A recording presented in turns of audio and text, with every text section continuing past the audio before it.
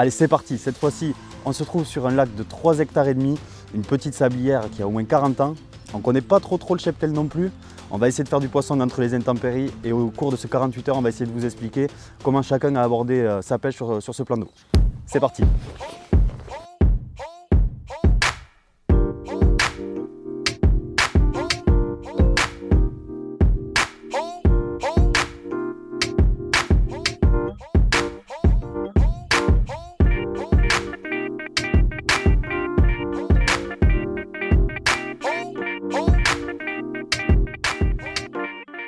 Mon approche est systématiquement la même. Je pêche de la bordure, que ce soit des petits nénuphars, des gros nénuphars ou en haut d'une très haute cassure, aux marches ou en fait au pied d'une toute petite cassure de 50 cm où les écrevisses ont tendance à venir. Il y a énormément d'écrevisses, d'où le fait que j'utilise des dumbbells, mes fameuses dumbbells en plastique que vous savez que j'utilise énormément. Ce qui est de l'amorçage, je sais qu'il y a énormément de poissons blancs et que les carpes ont tendance à suivre justement l'alimentation des poissons blancs. C'est pour ça que j'ai amorcé exclusivement au chènevis. On sait que c'est une graine instantanée, c'est hyper intéressant à utiliser car les blancs réagissent directement sur ce style d'amorçage et les carpes ont tendance à rentrer directement sur l'amorçage. Vous voyez un peu ma stratégie pour cette pêche. Je ne vous en dis pas plus. Je passe 5 minutes, je prépare le reste de mon matériel car pour vous dire que c'était instantané, j'ai eu une touche au bout d'une heure et je pense qu'on ne pouvait pas mieux commencer.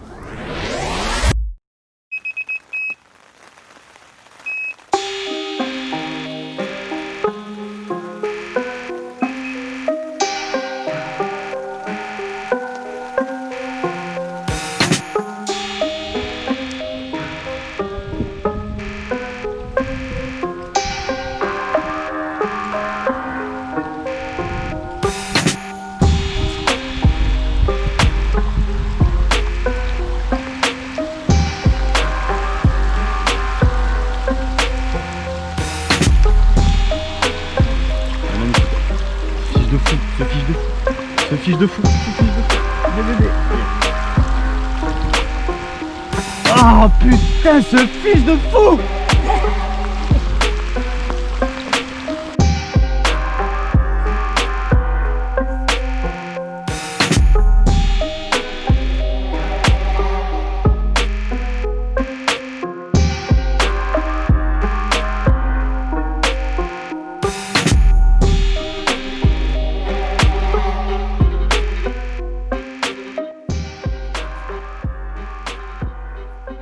Une heure de pêche, c'est sûrement un des plus beaux poissons de ma vie.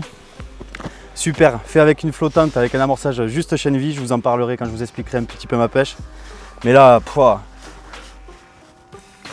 j'ai pas les mots. Vraiment un poisson incroyable. 14 kg. 14 kg cette superbe coille linéaire. Un poisson juste extraordinaire. On va vite la relâcher. On va vite aller reposer la canne. C'est des poissons qui sont quand même relativement fragiles. Mais oh là là, vraiment incroyable. Super fiche.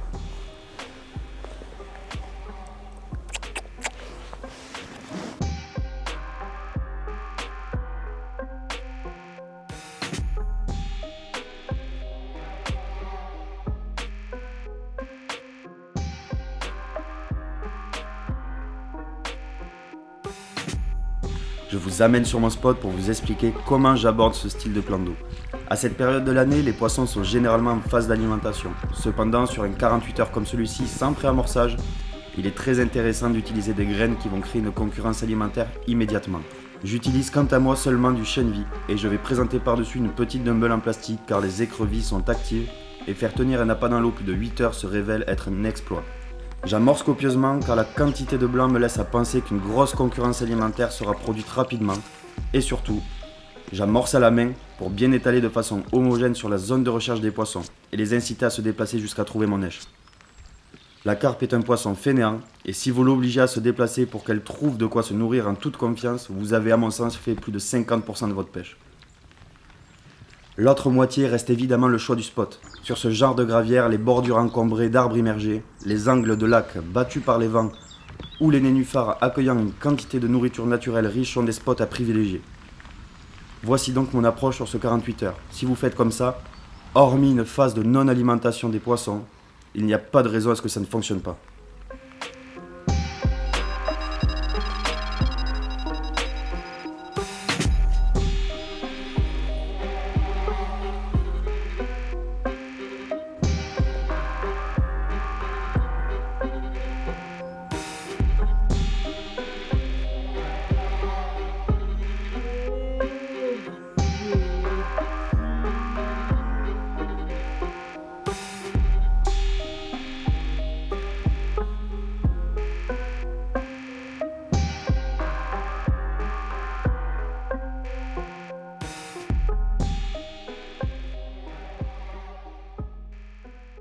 C'est à mon tour de faire mon premier poisson de la session.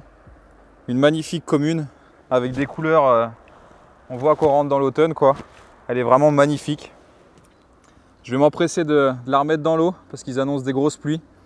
Et on vous retrouvera demain matin pour vous parler un peu du déroulement de la nuit et voir si on a fait du poisson.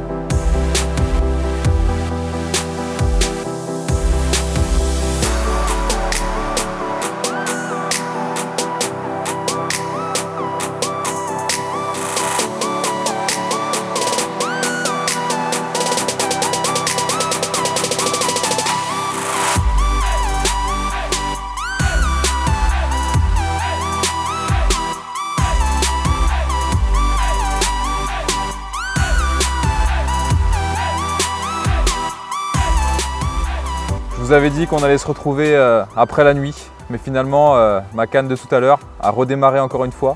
Adrien lui a fait une magnifique coille et cette fois je crois que c'est à mon tour, c'est juste incroyable.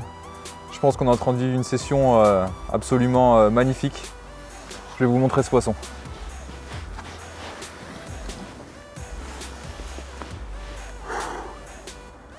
Une coille orange cette fois-ci, elle est vraiment magnifique. J'ai pas de mots.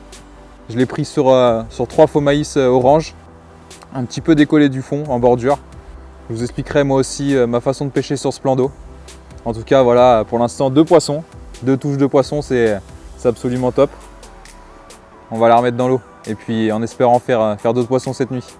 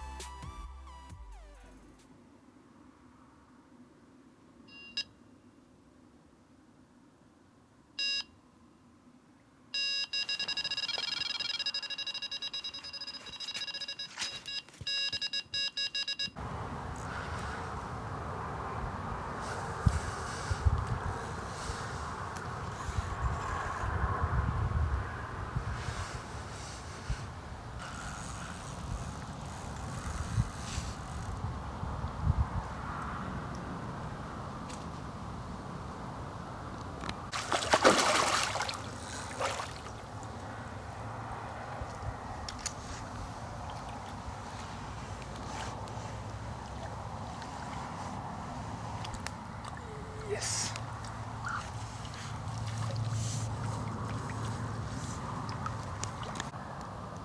Ça c'est un beau fiche. Super long. Grave, ça fait vraiment plaisir.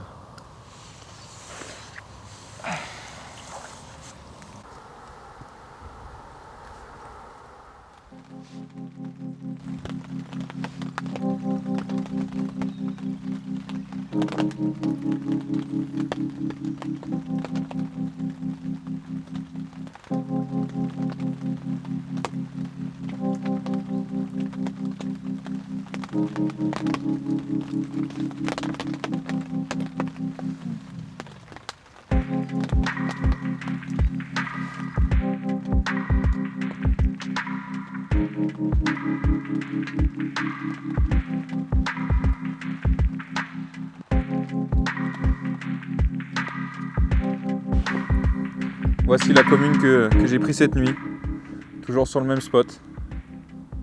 J'ai relevé les cannes ce matin, je vais la reposer en début d'après-midi, je laisse reposer un petit peu le spot du coup parce que c'est en bordure. Je vais la remettre dans l'eau et je vais vous emmener avec moi poser cette ligne et je vous expliquerai un petit peu donc, le montage que j'utilise et l'approche. Allez, on va la remettre dans l'eau.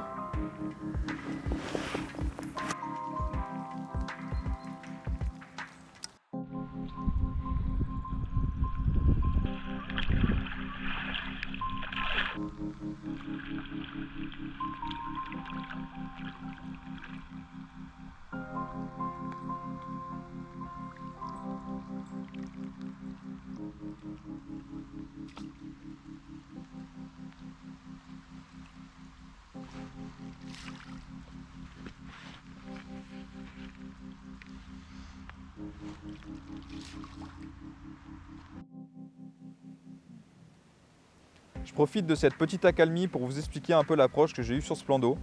Donc premièrement, l'amorçage. Je suis parti sur une base de chène vie avec un petit peu de stick mix fruité, du stick mix orange. Ensuite, niveau montage, quelque chose de très simple. Une tête de ligne en 55 centièmes. Il faut quelque chose de costaud parce que je pêche le long des branches. Ensuite, un clip plomb avec la tétine très peu enfoncée pour que le plomb saute et que le poisson évite d'aller se réfugier dans les branches directement. Et après, en terminaison, quelque chose de très simple. Une partie rigide en combi rig avec une partie souple de 3-4 cm, un hameçon fort de fer bien sûr. Et ensuite, 3 petits maïs flottants orange, la même couleur que le stick mix. J'adore utiliser ce genre d'eau sur ce type de gravière. Et je suis persuadé que si vous utilisez du chène vie avec soit du stick mix, soit de la noix tigrée, ou alors tout simplement du chène vie, vous allez prendre du poisson sur ce genre de plan d'eau. Je vais aller reposer ma ligne parce que je pense qu'il y a des poissons à faire.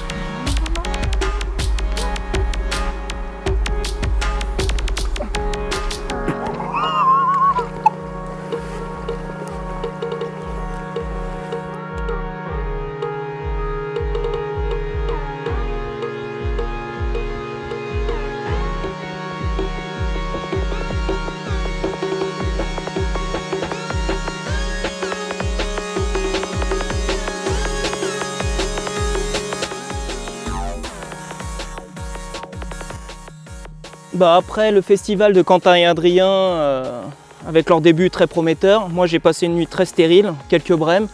J'ai cherché toute la journée les poissons et enfin trouvé un spot productif. 1 heure après avoir déposé, j'attaque avec cette sublime miroir.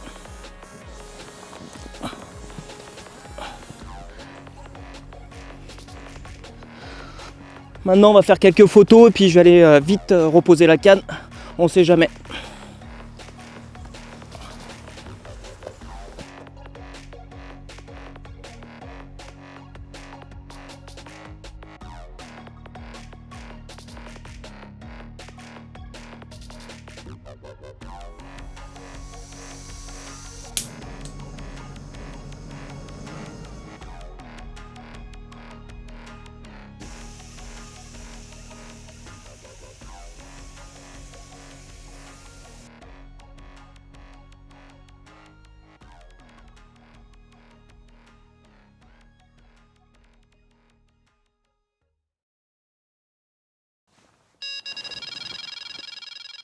J'ai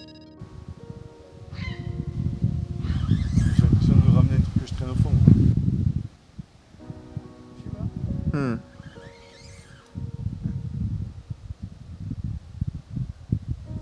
Oh, c'est des parts de fou quand même.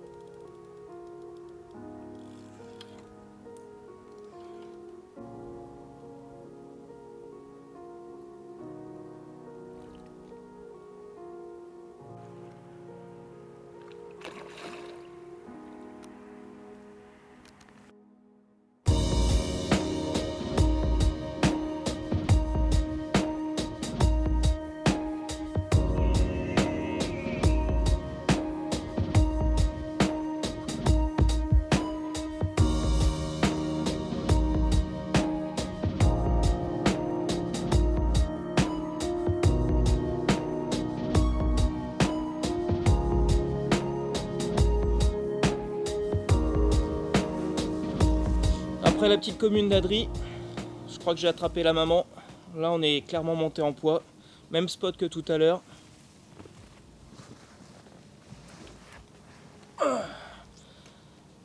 Cette sublime commune.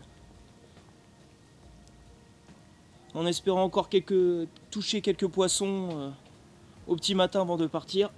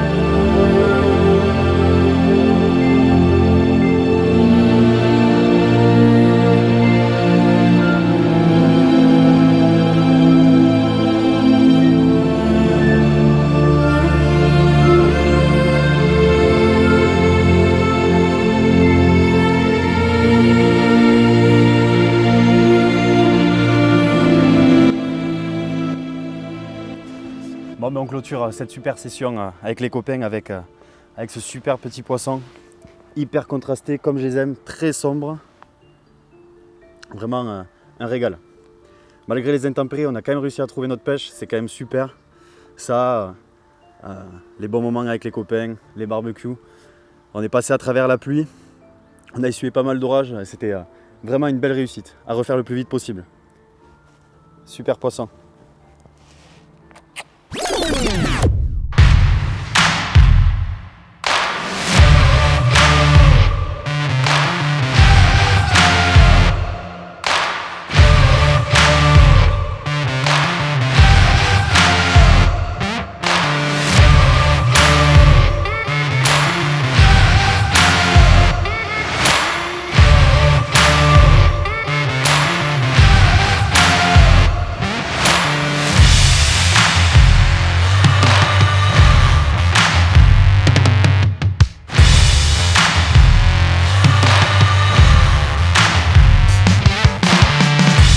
Et non, c'était pas totalement terminé après la superbe commune d'Alexis cette nuit.